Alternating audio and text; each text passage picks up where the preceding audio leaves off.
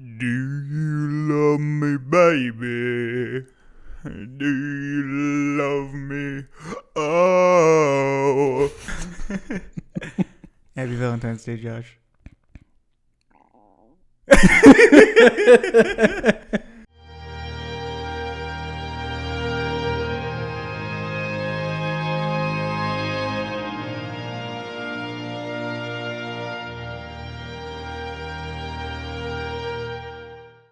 Alright, and welcome to another sexy episode of In the Forge podcast. My name is Josh, and I'm joined by Henry. What are we talking about today, Henry? Today, Josh, baby. We're gonna be talking about some love movies. I hope you don't use this voice in the bedroom, actually, because I am too turned on. Okay, Henry, I got a question for you. Shoot it at me with your arrow, Cupid. Who was your biggest childhood movie crush? Okay, so I got a TV crush. Okay. Ashley Tisdale. Ashley Tisdale. What a great choice. All right. Mine is very similar, but tell me why. I thought she was really cute, and I liked her character in Sweet Life. Mm-hmm.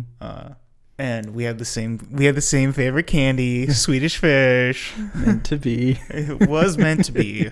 And why didn't that work out for you too? We just wanted different things. Sure. Yeah. I have two. My first one is Lola Rabbit from Space Jam. I mean, who? Of course. That's her name, right? Lola Rabbit? I believe so, yeah. I should double check that. Lola Bunny from Space Jam. Yeah, I don't know why they needed to make her so sexy, but I'm pretty sure she like kickstarted my puberty.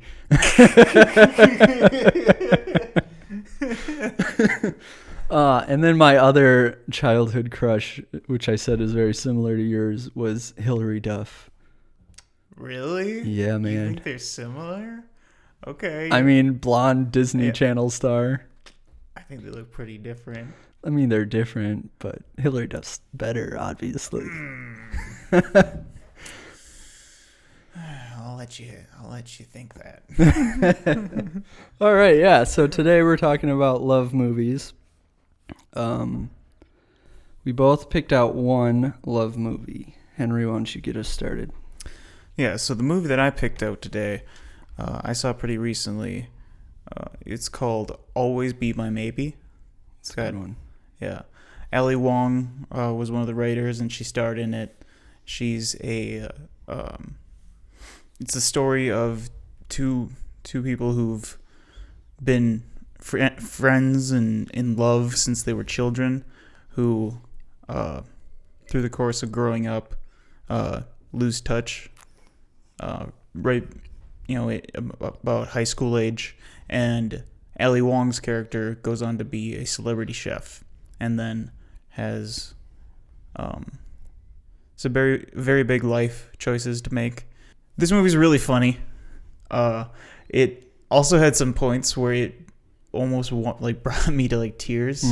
Sasha, Ali Wong's character, was almost raised by Marcus, the male character's parents, and the reason that Sasha became a chef and pursued culinary arts was because Marcus's mother had taught her how to cook when her parents would leave her alone all day, and she'd have Spam and rice for dinner. Mm-hmm. And yeah, there's some, like I said, there's some really, really touching moments in the movie, but I think it's probably the best rom-com I've ever seen. Mm-hmm. It's legitimately funny. Ali Wong is a hilarious comedian, and the rest of the actors do a great job as well. Mm-hmm. Some guest appearances here and there. Yes, yeah. You want to talk on that?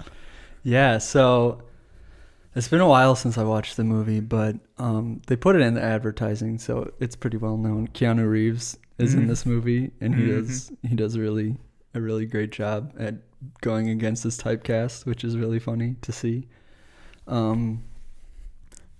Yeah, I think there's a few others, but I haven't seen it in a while. But I really enjoy this movie, and I think Ali Wong's an awesome person. If you haven't seen her stand-up specials, you should watch those, because she does.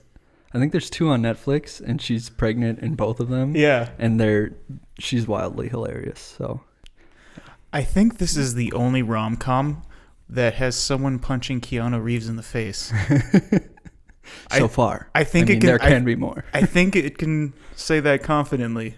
I'm sorry, I can't remember his name, but the other actor who plays the love interest for Ali Wong, what's his name? The character's name is Marcus, and the actor's name is Randall Park. Okay.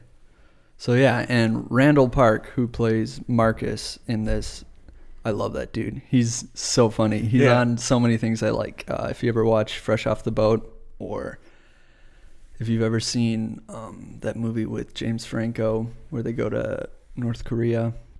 The Interview? The Interview, yeah. He plays Kim Jong. Yeah. Is it Un or Il? One of the two. I think it was Un. Yeah, he plays Kim Jong Un, and he is hilarious. He's so funny.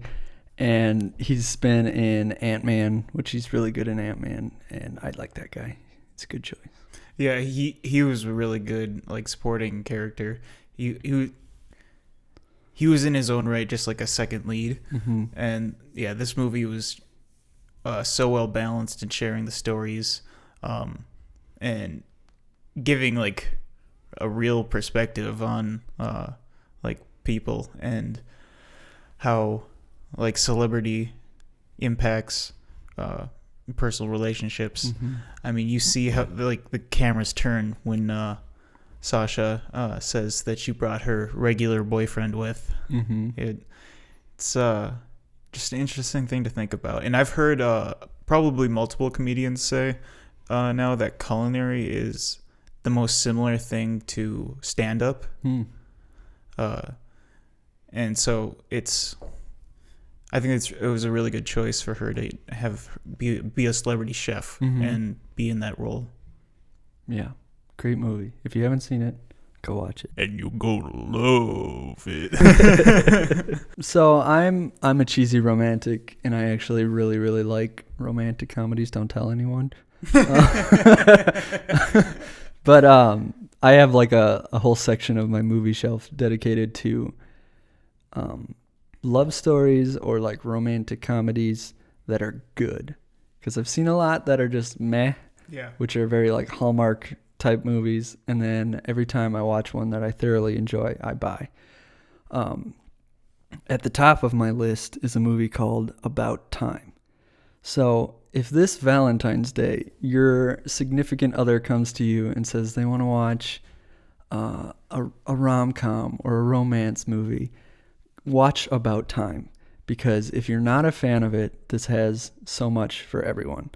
It's got the classic love story for the lady or whoever who's into that, but it also has really witty writing.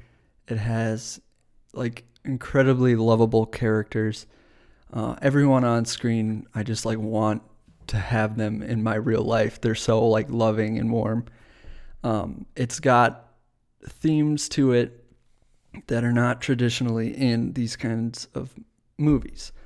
I'm going to try to not spoil it, but the biggest thing about this movie called About Time is it's a time travel movie, but it's a small scale time travel movie.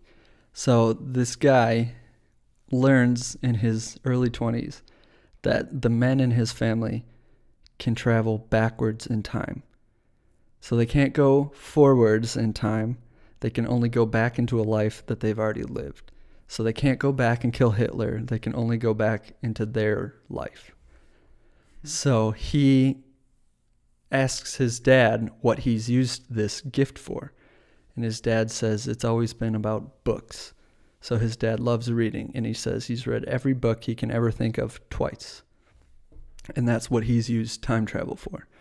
And he's used it to better his life instead of using it to gain money or something that gives you a shallow, sad life.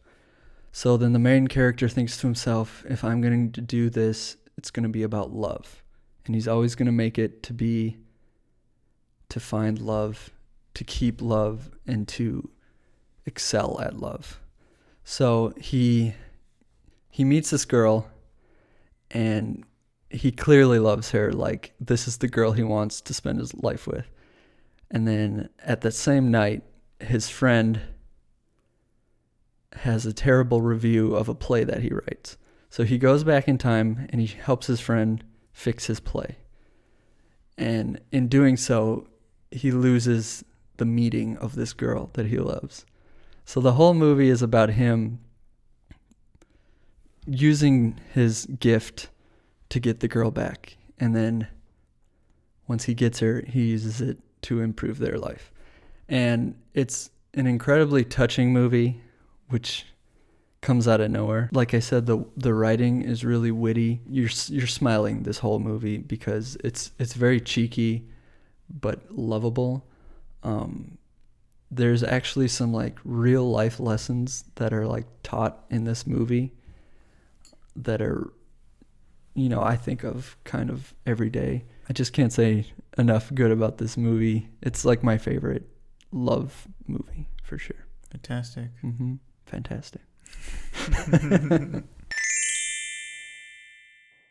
All right, so a couple honorable mentions, especially if you're not in the mood for like a traditional cheesy love story. Love and Other Drugs with Jake Gyllenhaal and Anne Hathaway is really good. Very different in a good way. And then also Crazy Stupid Love with Steve Carell. That's a really good one.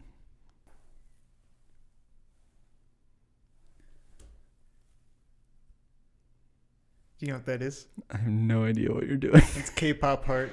K-pop art. Looks like you're just about to snap at the camera. Oh, is what I said like comprehensible? Yeah, I think you did a really good job. Comprehensible? Reprehensible. Did what you say make me want to hurt you? I assume everything I say makes you want to hurt me. Why would you assume that? Why would you assume that? I'm sorry.